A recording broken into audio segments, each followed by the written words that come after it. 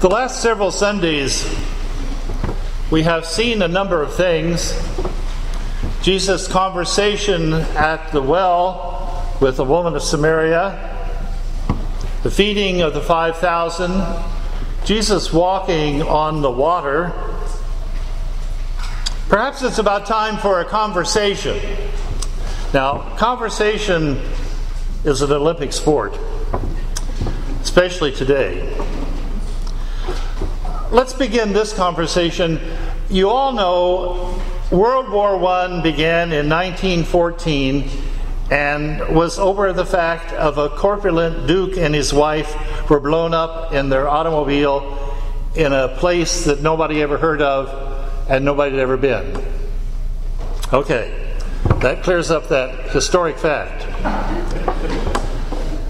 Most subjects that I could choose this morning would have exactly the same effect. Sort of like a dead fish lying in the middle of the aisle. But I live in a world where 99% of the population, or at least in this area, it seems to me that I must live in a bubble, or they live in a bubble, but whatever happens in my bubble doesn't seem to happen in their bubble, or vice versa. Well, Jesus experiences somewhat of the same problem in the gospel this morning. The crowds who are following him only see him in the light of the events that John calls the signs. The miraculous feeding, the walking on the water, the woman at the well. And they have recently experienced these signs, so they're familiar to them. But Jesus this morning talks about bread and life and water and thirst. Now, the crowd that was after Jesus, that was following him, was substantial, yes, because of the things that they had seen happening.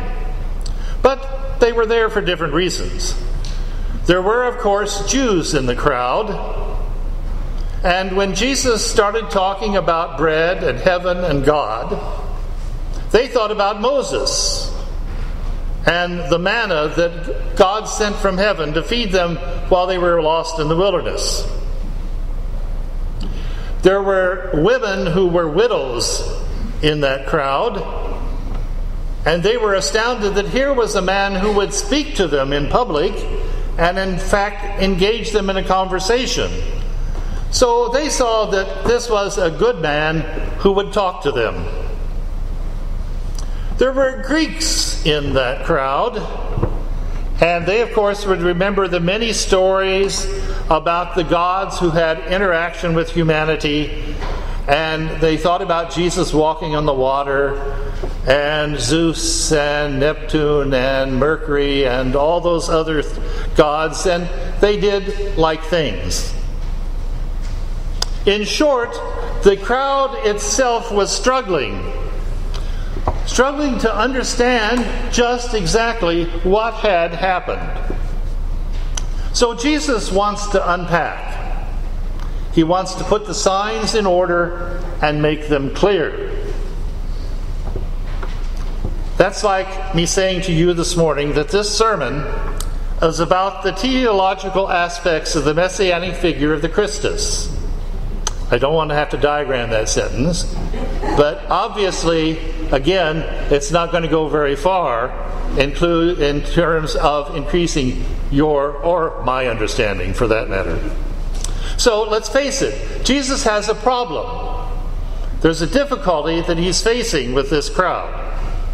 Well, the preacher this morning and the church, we have the same problem. The crowd simply wants to know how, why, and when. The crowd and you, the crowd and I, all of us must know who Jesus is. Jesus begins the conversation by talking about my Father. Not our Father, but my Father, and bread that gives life.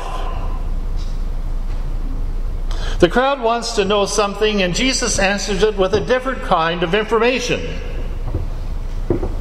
Now, there's a person in my family who would say, well, that's very fine, but you didn't answer the question. Well, yes, he did. My Father, and a gift of bread that gives life. Well, let's say then the question today the church asks, in order to find out who Jesus is, what would the variety of these questions perhaps be, or what do they need to be that you might know and understand? Jesus' answers contain the key words that show us his true identity. He begins with a statement of belief and faith.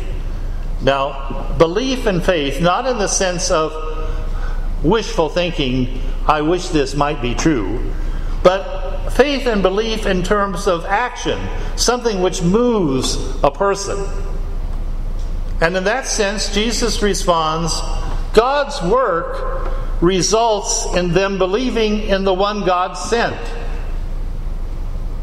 God's work, what has happened, what they have seen before their eyes, brings a result. And the result is belief in the one whom God has sent. Then he launches into life. Well, have you tried to sit down with anyone and say, we're going to talk about life?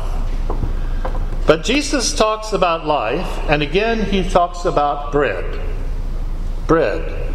But this bread gives life to the world. Now, we'll say, well, yes, we know if you eat bread, you're not hungry. Well, no, this bread is somehow different, because this bread has life-giving power. And then he says, and you heard it at the close of the gospel this morning, I am the bread of life. Not the simple I am statement we've heard in other places, but I am this bread. I am the bread of life. Jesus continues to use the image of bread from the feeding. Now they knew and understood that bread and fish are something that filled their stomachs. But while they're self-centered on being full, what they have lost is the reality of what actually happened in the feeding and in the walking on the water and in the conversation. Something actually happened that was different than that. Jesus does not say simply, I am, but I am the bread of life. Now, I am the bread of life is a claim. It's a statement that Jesus made, and it's a claim he makes. Like as if I should say here this morning, I am Alexei, the missing heir of Nicholas II, the last Tsar of Russia. A rather exotic claim, but you'd recognize it as being that in fact. Jesus says, I am the bread of life. And there is only one bread that can last for all time. It's not going to mold. It's not going to decay. This bread is Jesus himself.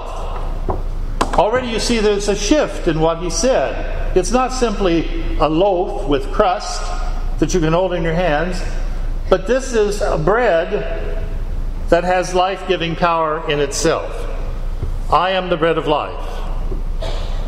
The bread is Jesus himself, the true gift from God to his people, Jesus' own Father. Well, we continue to eat this bread now after some 2,000 years. If your friends want to see Jesus, first they have to look to you. And then you have to serve them the meal. The meal that does not simply fill their stomach, but fills them body, mind, and spirit. Eat this bread and life is yours. Eat this bread and be united with Jesus. Eat this bread, for it is the true manna, the bread that God sends down from heaven. Eat this bread for your journey that will lead you through the wilderness into the land promised for you since the beginning of time. Thanks be to God.